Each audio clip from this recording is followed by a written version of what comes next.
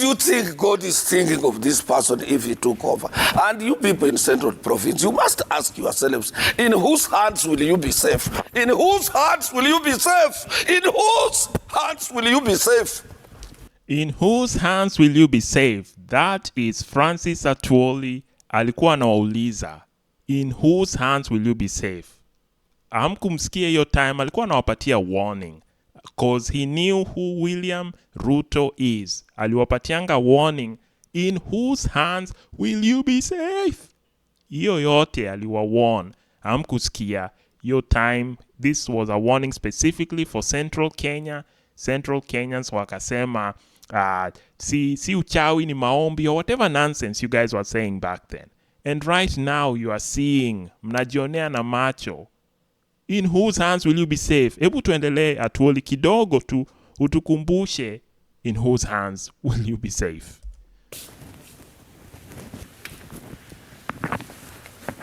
Don't come to me. I have no kiosk. Me, I'm a salary guy. Lawyers and people from Western Kenya, we are used to salaries, being cooks and watchmen.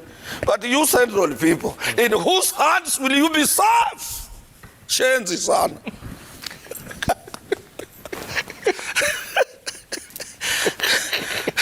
That is the question. It's not a question of bottom up. It's not a question of wheelbarrows. It's not a question of hustler. Or it's not a question of who. Ask yourself, in whose hands, if elections was carried today and your TV, your radio tells William Samoei Ruto is the head, in whose hands will you be safe? And what's wrong with that? In whose hands will you be safe? In whose hands will you be safe? Amerudia tena mara ngapi yo? Ni kama ako stuck on repeat. In whose hands will you be safe? Back then he was so sure William Ruto will not be the president. And for some reason right now, namuona akirandaranda left, right na William Ruto. So today's video, I will be looking at the man, the legend, Francis Atwoli. I want to see, is this guy really helping COTU? Or is he just using the position to benefit himself? We want to look at his politics. Vile huwa na yumba yumba, he goes wherever there is money and power. So tuanze video today is Francis Atwoli is the topic. Tuanze video tuone how sure he was William Ruto will not be the president. Twende kazi. God shall is mandatory. God shall never allow such a person who can misuse his office for his own personal benefit to take charge and responsibilities of leading a country. God cannot allow. I'm a Christian. God shall never. The shall is mandatory. I'm a Christian. God cannot. I was convinced as a Christian. I announced publicly that William Samoei Ruto shall not ascend to power as a president of Kenya. That was 2014. It was barely less than a year in the office. So how would have Uhuru come and told me that please tell the Kenyans that William Samoei Ruto will not be on the ballot box? And I've maintained that. Little did I know, I used to tell Kenyans, the person who will be the president, I don't know. This is what I used to say even on JK Live, that whoever will ascend to presidency, I don't know. But whoever shall not be a president, I know him. That is William Samoei Ruto. And I maintained that to date, less than 2 months to the elections. So as you can see, he was super sure Ruto will not be the president. Hii mpaka alikuwa anaonyesha rosary. He's a Christian. Ruto will not be the president.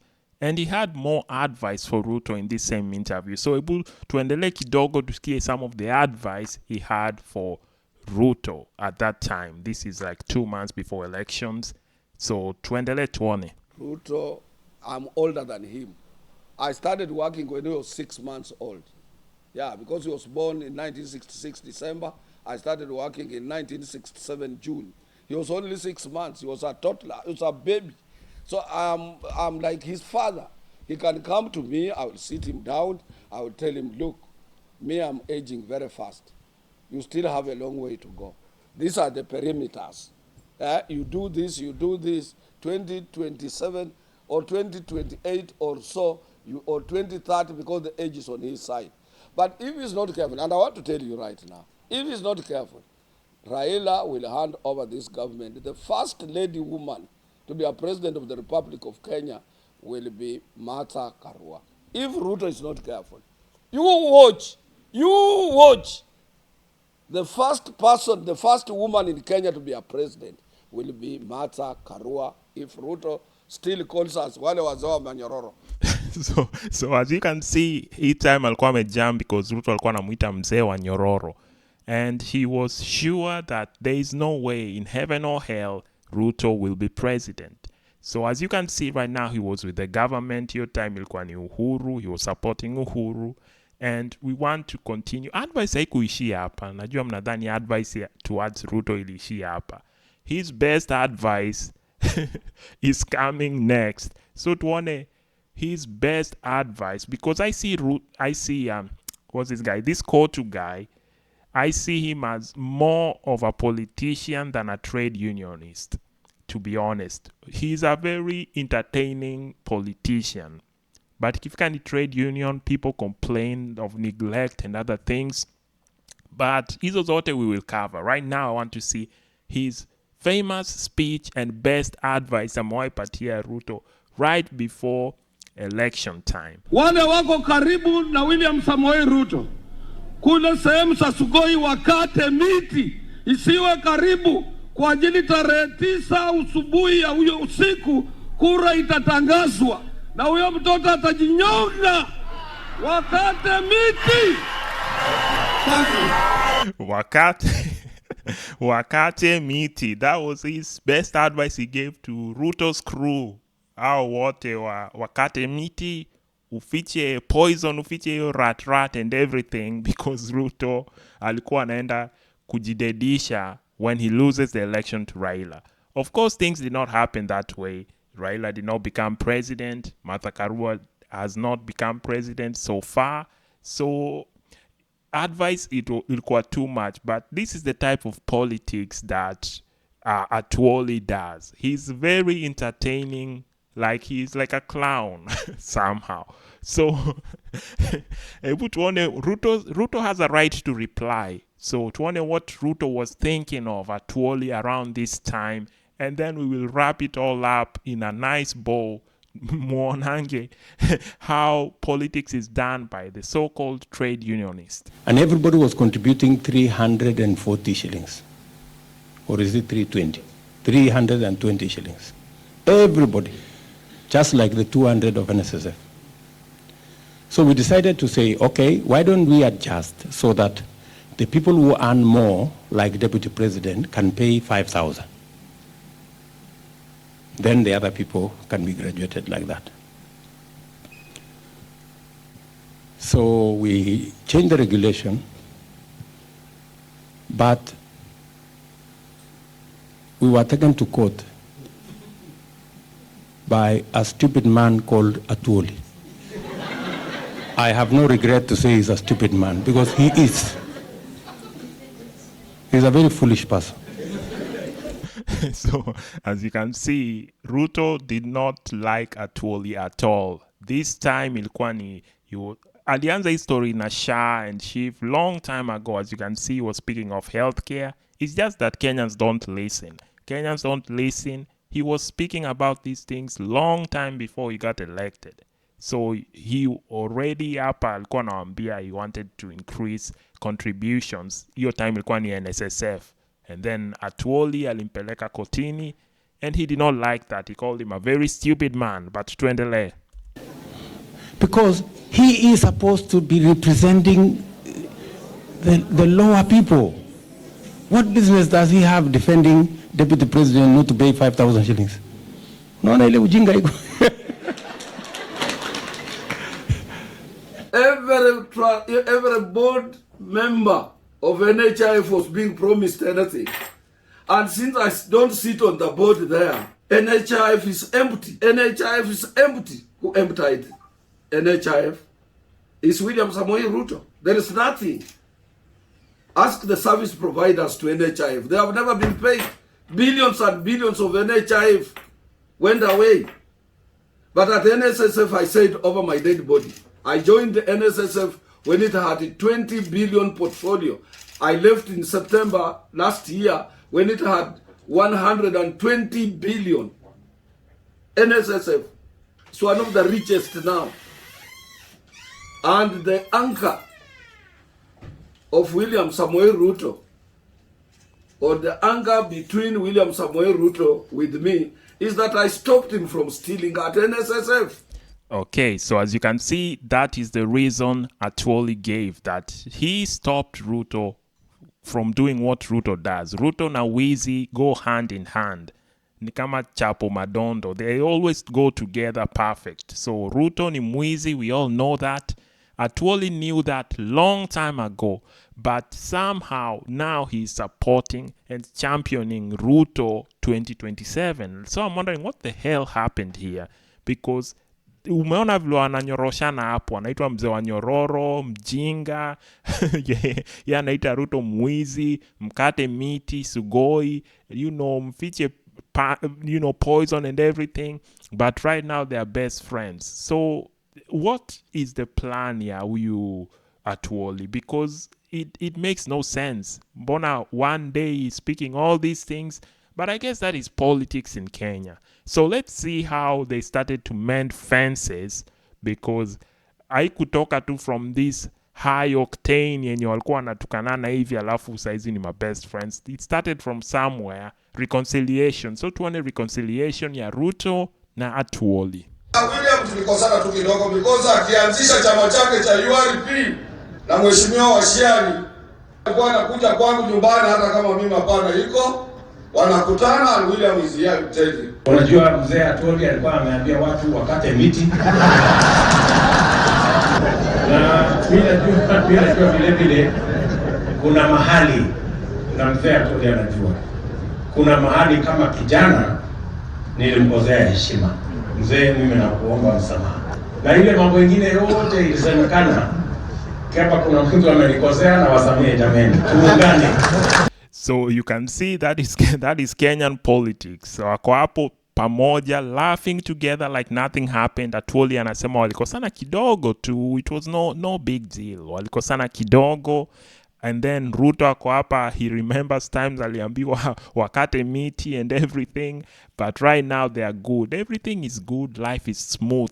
Meanwhile, Wakenya wako hapo wanafikiria it's serious business. So these are all politicians. I don't see Atwoli as a trade unionist. Amekuwa hapo. How old is Atwoli, by the way? He's like what, 75, 76? Ruto is, I don't know, in his 50s, anajiita kijana. Yeah, only in Kenya. Only in Kenya is a 50-plus-year-old anajiita kijana ati alikosea mzee. You're in the same age group. So Ruto ako hapa anasema mimi nilikuwa kijana tu nikamkosea Atwoli, nimuita mzee wa manyororo and all these things, tukatukanana left right. But Ruto, I'm sure, is grateful la kukata miti. So miti are still safe in Sugoi. I know miti in Mau Forest alikata yote, but miti in Sugoi is safe. So tuone what mzee wa manyororo is saying right now. So mzee wa manyororo, tell us what you think is going to happen 2027. Mimi nataka kushukuru serikali kwa kazi mzuri imefanya chini ya uongozi wa William Samoei Ruto. Samoei amefanya kazi na bidii sana kama kijana, na amekimbia sana, na ndio kwa sababu mimi nataka kuambia mambo ya 2027 hata msishutuke hata dakika moja. By 10 a.m. I've been around for some times. William Samoei will be your president. Prepare yourself to stay with him for another 10 years. So umesikia, hebu set alarm clock hapa by 10 a.m. 10 a.m. si ati hata 10:01 ama 10:05. 10 a.m. 2027, William Samoei Ruto is coming back 2 terms. That is now what he's saying. And a few Years ago, he was fighting Ruto. He was saying Ruto alikuwa naiba pesa ya NSSF. Ruto is this. He knows, any Christian, he knows Ruto will never be president. But right now, he's singing praises for Ruto. So this guy is of questionable moral standards. That is, I think akipewa pesa, he moves whichever way the money is. Ndio maana hiyo tumbo iko hivyo. Unafikiria hiyo chini ya hiyo shati kuna six pack. There is no six pack chini ya hiyo shati. It's just a one pack. One pack imejaa chakula yenye amekula ya hongo and everything. But tusikie, because Kenya has had lots of demonstrations, tusikie what he thinks of police brutality. Police brutality in Kenya yenye imefanywa na Kasongo, Ruto, thief, murderer, na Murkomen. What Atwoli thinks of police brutality in Kenya. Mimi nilikuwa mtoto wa askari, baba yangu alikuwa mtu wa army. Na ndio kwa sababu ninauliza kabisa kwa unyenyekevu, hawa ndio wanaangalia nchi. Kitu mimi nataka kutofautiana kitoko na Olekina. Polisi lazima awe polisi. Polisi akiwa rafiki ya mwananchi, mambo mabaya haitakomeshwa. Polisi awe na mpaka, polisi awe mkali. Mnasikia? Hata mimi huwa naomba aipoa ni lazima ipoe kwa polisi. So as you can see, he says IPOA, which investigates police on what all the police injustices in your police way inafanyia wa Kenya. Anataka IPOA ipoe. Do not investigate, itulie, cause polisi lazima kuwe mkali. Alikuwa mtoto wa askari. Polisi lazima kuwe mkali. Police should not be smiling hapo. No friendly police. But tuendelee na hii speech yake. Mwafrika mtu wa ngozi nyeusi usipomnyorosha utampata kwa bedroom yako.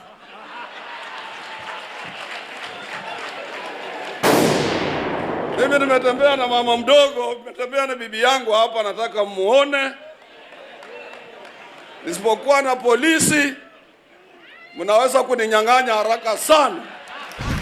As you can see, so that is why he needs police hadi kwa bedroom, because anajua Kevo huwa ananga huruma. Kevo will be there kwa bedroom yake akishindana na yeye head to head, even though Atwoli atakuwa amechapa Viagra kai 20 hadi hata macho ioni mzuri. He's about to come and go at the same time. Alikuwa anaichapa akisema shenzi zoe hiyo sauti, shenzi zoe hiyo sauti. Like, that is what he'll be doing, but at least police will be protecting him from Kevo. But yeah, that was stupid. Sometimes I can be silly. So sahau hiyo yote nimesema. Pole Atwoli, you did not deserve that.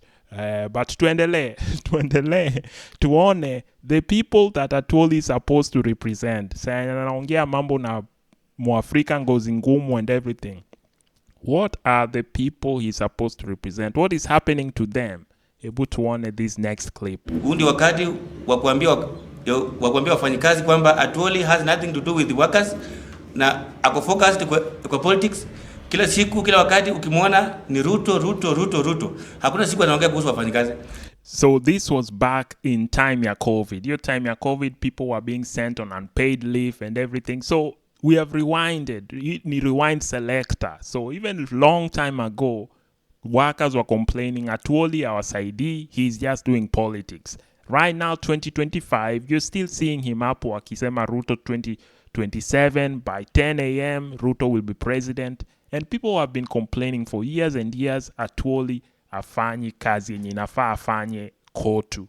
In fact, it's not just this guy.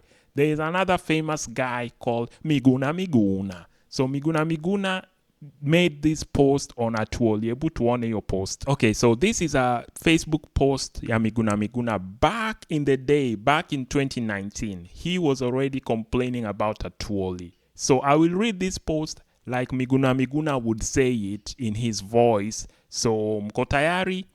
Aya, twende. Francis Atwoli is a fraud, not a trade unionist. Instead of advocating for poorly paid and brutalized Kenyan workers, he pays his flower farm workers slave wages of 2,500 per month, has grabbed huge parcels of public land, steals NSSF billions, flaunts his 100 million armored vehicles, $2 billion winged fixed-wing planes, $1 million helicopters, mansions, and serial bestial escapades. Any grade 7 trade unionist who becomes a billionaire without any genuine industry or business he has built from the ground up is a fraud and a plunderer. Francis Atwoli has used his KANU, Moi, and Kenyatta connections to steal from Kenyan workers, and he should be jailed for life. We must clean up Kenya of despots, cartels, and fraudsters like Atwoli. Hashtag despots must fall. So as you can see, Miguna was already complaining that Atwoli alipi his farm workers vizuri, and this reminded me of another video I came across of some coffee farm workers in Nakuru also begging Atwoli akuje wasaidie. But hebu tuone hiyo clip. Kwa hivyo tunaomba mkubwa wana kazi Francis Atwoli aingilie kati ili maneno yetu tuone kielekea mzuri, sababu wafanyikazi wake ambaye ni ofisi kuu ambayo iko Nakuru ilituachilia. Okay, so as you can see, this time how coffee farm workers in Nakuru were being evicted, and they were asking Atwoli, tafadhali Atwoli, kuja utusaidie because we are being evicted here and your COTU offices do not give a fuck about us. So Atwoli, I don't know what happened to this case. I might have to research more, but Atwoli was nowhere to be found. His services were not, being offered. So Atwoli is a good politician. He is an entertaining politician, but I don't know what he does on COTU. But nimesema sana kuhusu COTU because honestly I think he is way past retirement age. He's 76 years. He should not be representing people because I don't know if Atwoli that is up to date with technology right now. Saizi mambo ni AI and everything. I don't know if he has the knowledge to represent Kenyan workers ikifika ni hizo mambo. And it's not being ageist or anything, it's just being reality. I'm facing reality hapa. Atwoli is older. He's 70-something, 76 years. He's been stuck same place ya COTU from 2001. There are some questionable means zenye amepata pesa. Watu hawajui where he got all the money. He's always politicking. Ako hapo na Ruto, ako hapo na Kenyatta, ako hapo with whoever is in government. Atwoli will be there, ready to eat. So I don't think of Atwoli as a trade unionist. I see him as a politician, an opportunistic politician. But tusikie Atwoli should have the final word on what he thinks of himself, and mtaniambia kwa comments if you see Atwoli as a savior or he's a failure. Hebu tuone Atwoli in his own words, his final thought. COTU in Africa, let nobody cheat you, is one of the most powerful trade union organization. Powerful. Kama COTU spearheaded for the first African in Africa, the whole continent, kuchukua International Labour Organization kama Director General. Sio mchezo. Watu wasifikirie kama wamepata busaa kidogo, and non-exposure. Wale hawajakuwa exposed. Wale hawa understand both local and international trade union structures. Wanafikiria watakwambia COTU hakuna kitu inafanya. Mimi nataka kuambia nyinyi sio mbali sana, because wale nilipata hapa hawako hapa mbele. Hivi karibuni I will exit with all this group. That is when you will start realizing there is something amiss in Kenya's labor movement. Taona. Why am I saying so? Mimi nimekuwa hapa for some times.